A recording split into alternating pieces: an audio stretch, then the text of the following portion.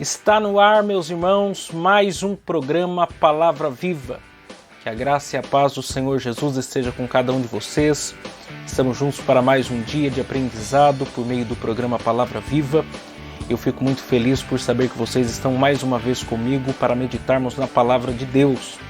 Meu nome é Miqueias Alves e meu WhatsApp para você que me ouve, me mandar uma mensagem, fazendo seu pedido de oração, é 12991925941. 12991925941. 12991925941. Minhas redes sociais são no Facebook é Miqueias Alves, no Instagram é @Miqueias Alves de Souza Cruz e no meu canal do YouTube é Miqueias Alves. Siga-me lá que temos conteúdo de qualidade para vocês.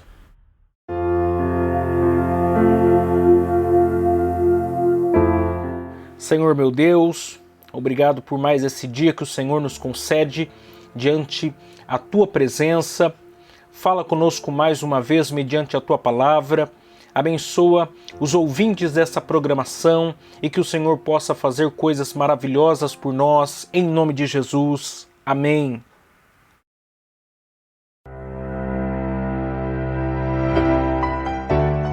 Eu quero agradecer aqui também os nossos patrocinadores que têm muito nos ajudado.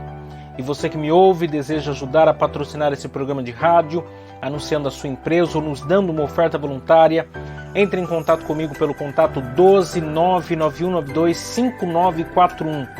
12991925941. 12991925941. Quero agradecer aqui o Pinda Bateria, situado na Avenida Doutor Fonte Júnior, 1149, Maria Áurea, Pindamonhangaba, São Paulo. O telefone é 12-3648-8135 ou 12-99191-3026. Bateria somente para carros a partir de R$ 150 com troca em até 3 vezes sem juros. Tratar com Neide Ramos ou Cláudio Bueno, nossos amigos e irmãos em Cristo. Como também quero agradecer a Marcearia Betel, situado na Rua Bulgária, 355 Pazim, Pindamonhangaba, São Paulo. O telefone é 12-98896-3701. E atenção lancheiros, produzimos o melhor pão de hambúrguer da cidade. Tratar com Wesley, meu amigo em Cristo. Quero agradecer também a Serralheria Venâncio. O telefone é 12-98222-2300. Tratar com Cláudio Venâncio para confecção de portão basculante, grade, portão de correr, cobertura de policarbonato e toldos. Quero agradecer também a Dona Maria Bolos e Salgados, situado na Avenida CTI 205, Bonfim, Taubaté, São Paulo. O telefone é 12-3624-2875 ou 12-992-30-53-87. O Facebook é Dona Maria Bolos e Salgados. O Instagram é @Dona Maria Bolos e Salgados. O horário de funcionamento da loja física é de segunda a sábado, das 7 às 19 horas e domingo, das 11 às 14 horas, exceto datas comemorativas. Lá eles possuem bolos decorados, bolos secos, bolos fitness, salgados fritos e assados, doces tradicionais e personalizados e bolos temáticos com pasta americana. Quero agradecer também a Gileari Engenharia, situado na Galeria Barão Box 14, centro de Pindamonhangaba, São Paulo. O telefone é 12-98105-4725. Tratar com Eliel Ferreira, nosso amigo em Cristo, para a aprovação de projetos, desmembramento e unificação de lote.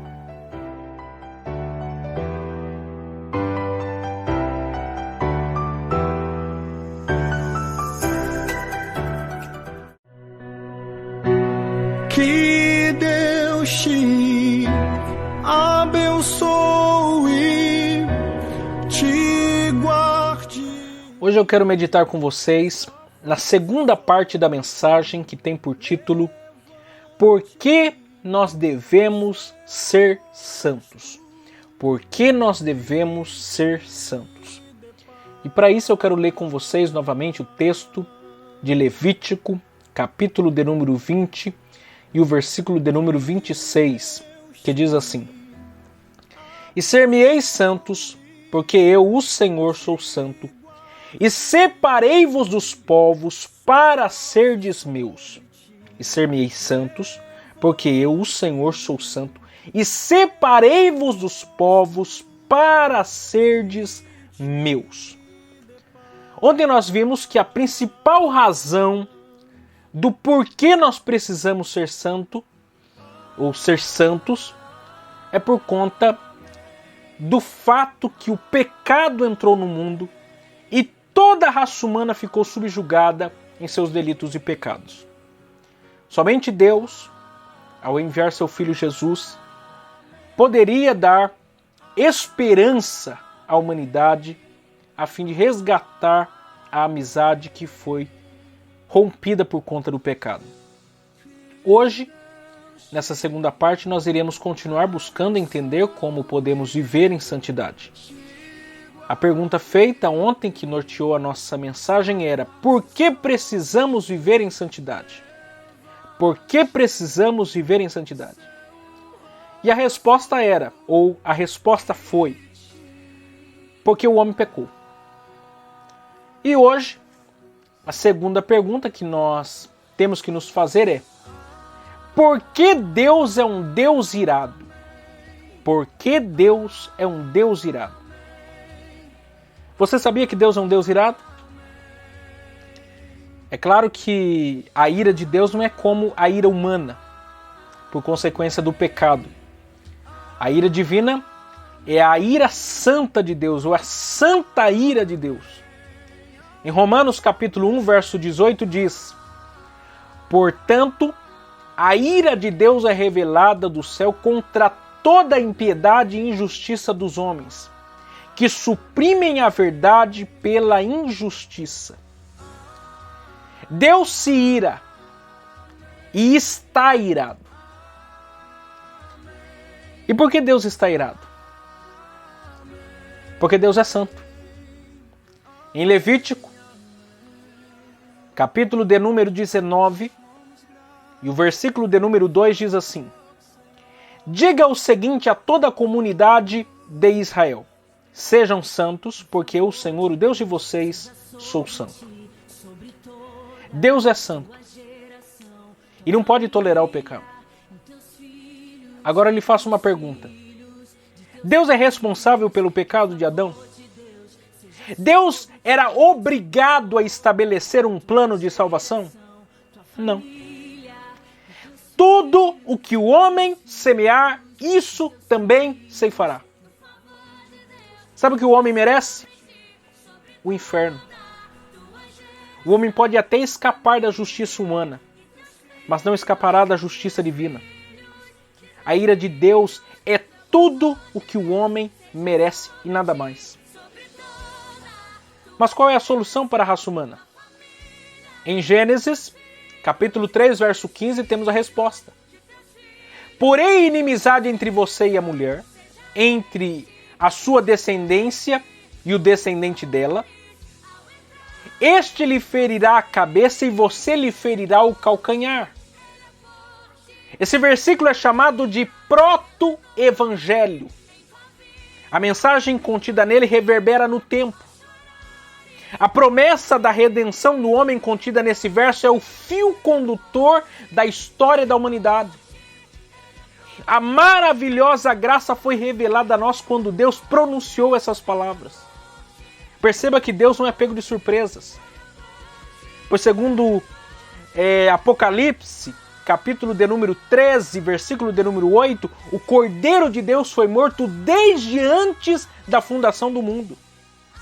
Contudo, como homem, a partir desse contexto, poderia ser salvo, sendo que ele por si só jamais pode agradar a Deus e praticar obras de justiça para se auto-justificar. Pela graça, mediante a fé no Cordeiro que tira o pecado do mundo. Em Gênesis 3 e 15, como nós lemos, nós temos o Cordeiro sacrificial profetizado. E em Gênesis capítulo 4 temos o primeiro exemplo de salvação pela graça mediante a fé no Cordeiro que ainda viria a ser imolado. Por quê? Porque em Hebreus capítulo 11, verso 4 diz: pela fé Abel ofereceu a Deus um sacrifício superior ao de Caim. Pela fé ele foi reconhecido como justo, como Deus aprovou as suas ofertas. Embora esteja morto, por meio da fé ainda fala. Pela fé e não pelas obras, Abel foi reconhecido como justo. Desde Gênesis, capítulo de número 4, até os dias atuais, ninguém pode ser salvo senão pela graça mediante a fé, pois do contrário, ninguém pode ser achado justo perante Deus. O Antigo Testamento, assim como o Novo Testamento, está ancorado na cruz de Cristo. Os crentes do Antigo Testamento creram no Messias que viria e foram salvos. E os crentes do Novo Testamento creram no Messias que veio e foram salvos. E ninguém será salvo senão pela graça mediante a fé. A cruz é o marco zero da existência humana. Tudo orbita ao redor da cruz. Enquanto a mensagem da cruz não achar sentido no coração do homem, nada fará sentido. É na cruz que encontramos as respostas para todos os nossos anseios. É na cruz que a luz do sol e o canto dos pássaros ganham sentido. O ministério de Jesus se resume na cruz. Os milagres de Jesus só fazem sentido por causa da cruz. Nosso canto do conjunto da mocidade, das irmãs no círculo de oração ou dos varões, só faz sentido por causa da cruz. Não podemos desprezar essa mensagem. Sem a mensagem da cruz não haveria esperança para o perdido. Como nós nos apropriamos dessa mensagem de salvação? Pela graça e misericórdia de Deus a nós. Nós só estamos hoje aqui por causa da manifestação da misericórdia de Deus, como diz em Romanos capítulo de número 9, versículo de número 15. Terei misericórdia de quem eu quiser ter misericórdia e terei compaixão de quem eu quiser ter compaixão. Nós só chegamos a Jesus por causa da graça de Deus manifestada a nós, manifestada a nossas vidas. Não existe nada que nós poderíamos fazer para obter essa salvação. Nós somos salvos pela graça mediante a fé. Pois bem, mas o que diz Romanos capítulo 1, verso de número 17? Veja o que diz. Porque no Evangelho é revelada a justiça de Deus. Uma justiça que do princípio ao fim é pela fé. Como está escrito, o justo viverá pela fé. A fé em Jesus é a fé que não vem de nós, é dom de Deus. Traz consigo a justificação. Em Romanos capítulo 8, verso 3 diz assim: porque aquilo que a lei fora incapaz de fazer por estar enfraquecida pela carne, Deus o fez, enviando o seu próprio Filho à semelhança do homem pecador, como oferta pelo pecado, e assim condenou o pecado na carne. Eu e você não poderíamos, mas Jesus podia. Só Jesus podia obter, ou melhor, pagar o alto preço. Sendo assim, segundo Romanos capítulo 3, versos de número 24 e 25 dizem: sendo justificados gratuitamente pela sua graça, pela redenção que é em Cristo Jesus. Nesse verso, encontramos 4 palavras que nos levam a interpretar ainda mais a ação soberana e graciosa de Deus. São elas: justificados, gratuitamente, graça e redenção. Nós fomos justificados. Isso é, a justificação não é apenas ser perdoado de uma culpa. Ser justificado é declarar que alguém é justo como se nunca tivesse cometido pecado algum. Esse ato de justificar o homem é uma iniciativa de Deus, a qual o homem recebe gratuitamente como presente de alguém que nos ama. Mas é bom dizer que, mesmo recebendo gratuitamente, não significa que foi de graça, ou melhor, sem valor. Pelo contrário, o preço foi altíssimo, o preço de sangue, o sangue do unigênito Filho do Pai. Foi pela graça. O sacrifício de Cristo no Calvário não foi a causa da graça, mas o resultado. A salvação não era um plano de emergência de Deus. A cruz não foi um novo cálculo de rota porque Adão pecou. A cruz não foi um plano B como se o plano A tivesse falhado. Segundo Efésios, capítulo de número 1, versículo de número 3 a 6 diz: Bendito Deus e Pai do nosso Senhor Jesus Cristo, o qual nos abençoou com todas as bênçãos espirituais nos lugares celestiais em Cristo, como também nos elegeu nele antes da fundação do mundo, para que fôssemos santos e irrepreensíveis diante dele em caridade, e nos predestinou para filhos de adoção por Jesus Cristo, para si mesmo, segundo o beneplácito de sua vontade, para louvor e glória de sua graça, pelo qual nos fez agradáveis a si no amado. O amor de Deus para com seus eleitos é antigo, é proposital, é salvífico, é eficaz. Deus não faz nada por um acaso. Se nós fomos salvos é porque Deus quis usar de misericórdia e graça sobre nós. E por fim, pela redenção que há em Cristo. Redenção provém do mercado de escravos e significa comprado de volta ou para ser livre. Nós estávamos nas garras de Satanás, o príncipe das potestades do ar, sendo escravizados pelos desejos da carne, fazendo a vontade da carne e dos pensamentos, mas bendito seja Cristo que nós temos a redenção. Fomos comprados de volta e por ele fomos livres. Bendito seja o nome do Senhor. Cristo pagou o alto preço por nossa redenção.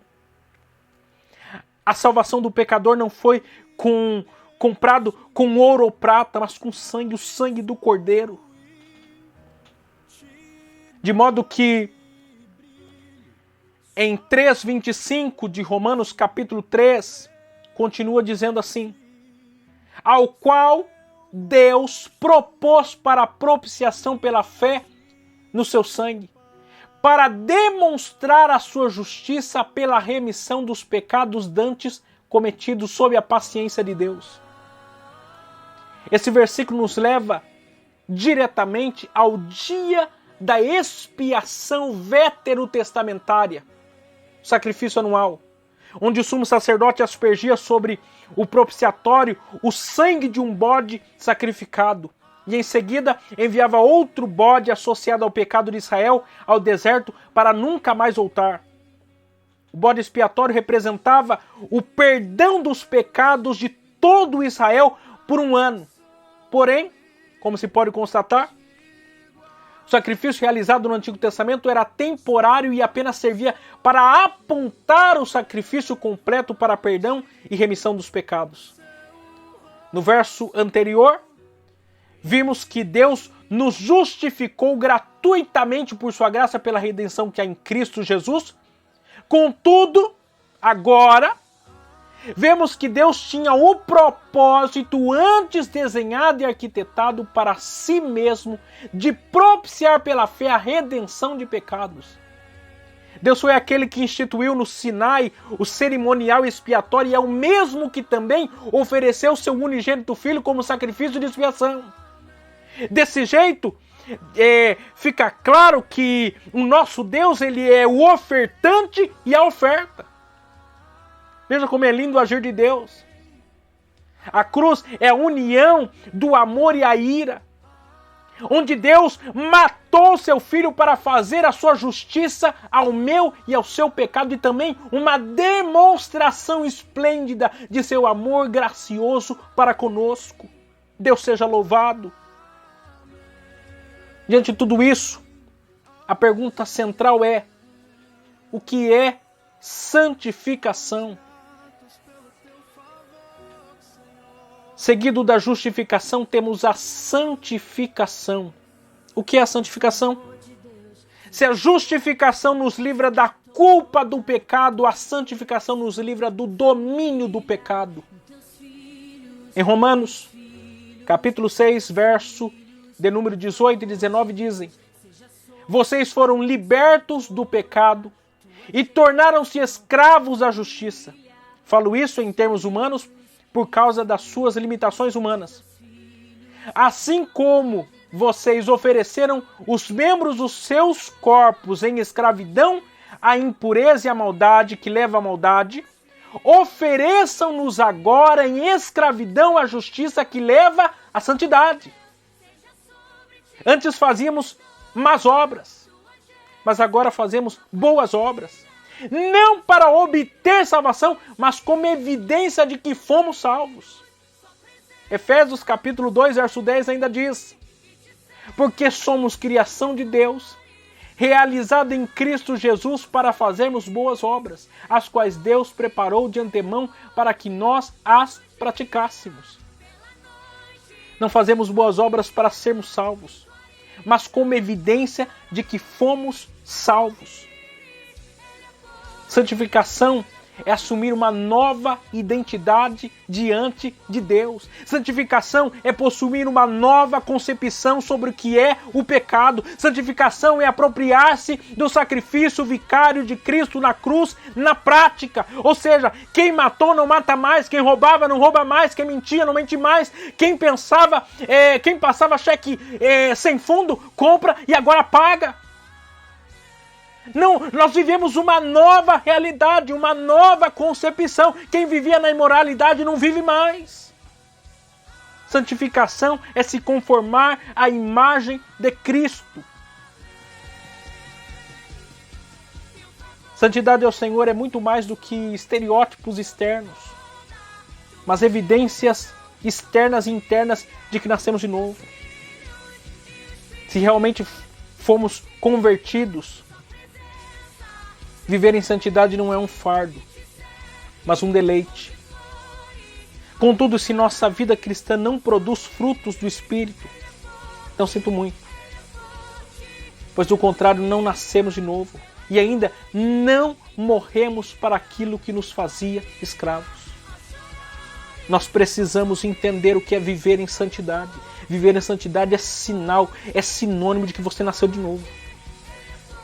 É você ter se apartado daquela vida de escravidão ao pecado para ser agora escravo de Cristo, escravo da justiça e não escravo da corrupção. Eu quero orar com você, acreditando no Deus quem nos chamou, que nos comprou com seu sangue, que nos faz caminhar agora em santidade para a sua glória. Senhor meu Deus, alcança esse, ó Deus, que está ouvindo esse programa de rádio, que talvez tenha lutado contra pecados de estimação.